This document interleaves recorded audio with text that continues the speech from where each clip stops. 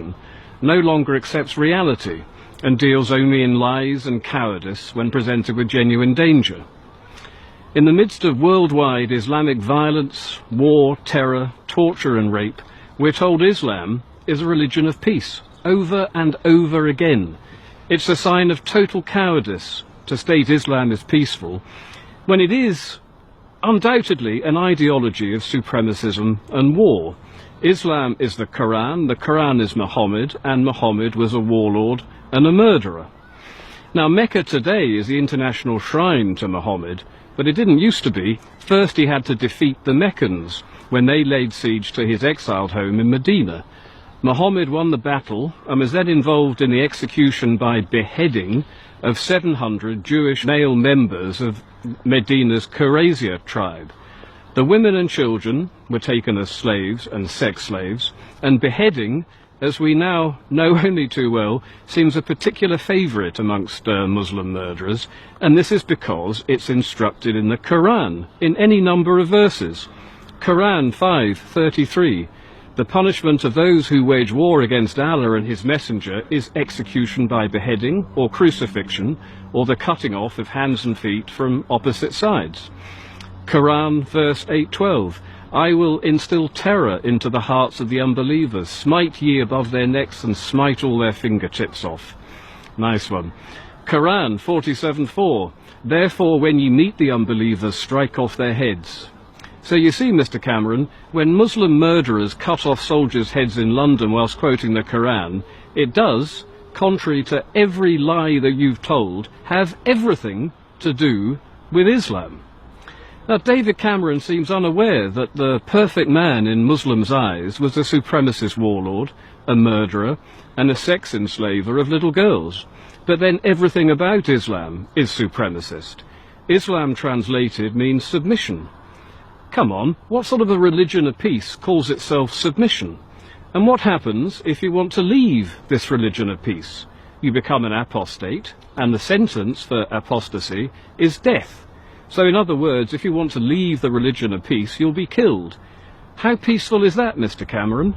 Can't you see it? This religion of peace, this religion of Islam, kills its own women if they bring dishonour upon a family. Honour killings, honour violence, the stoning to death of adulteresses, the hanging of homosexuals. How can a religion which carries out these acts of savagery and barbarism possibly be considered a part of a peaceful religion? Again, I ask you the question, Mr. Cameron. Islam divides the world into two spheres, the area where Islam rules and the area where it does not. Now, the first is called the Dar al-Islam, which means the House of Islam, or the House of Submission, and the second is called the Dar al-Harb, which means the House of War. How many peaceful religions call areas they don't control the House of War, Mr. Cameron? All Western countries with large and growing Muslim populations find themselves, whether they like it or not, in the House of War, which is why, precisely why, our security services are engaged in a constant battle trying to stop the followers of the religion of peace blowing us up on trains, planes and buses.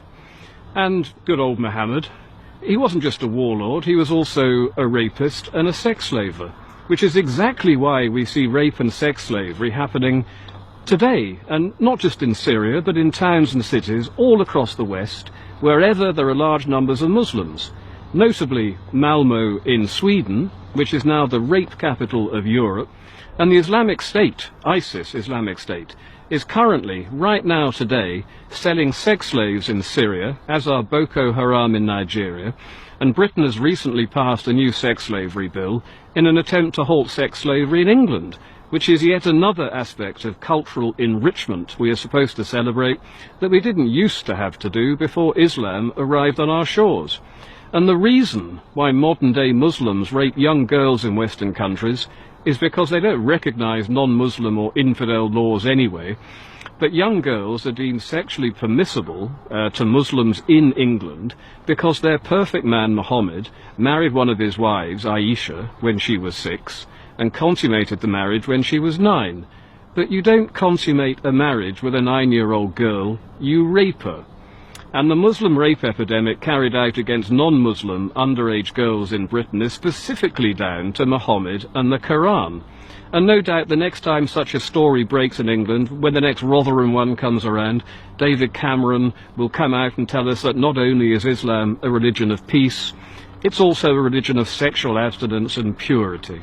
Now come on, Mr. Cameron, enough of your lies and your cowardice.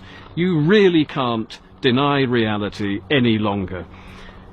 Islam poses the greatest threat to our civilization we have ever seen, and the history of Islam consists of centuries of war against us, against the West, and today the Muslim population is growing 9 times faster than any other demographic in Britain, and demographers are predicting a Muslim majority amongst the young before 2050. What do you think the country will look like then? Do you honestly think we can avoid a civil war when expansionist Islam is so warlike, so intolerant, and so supremacist? And the thing is, you know, this could be dealt with today, but to appease it, as you're doing, Mr. Cameron, hoping it will eat you last like Winston Churchill's crocodile, is a total betrayal of your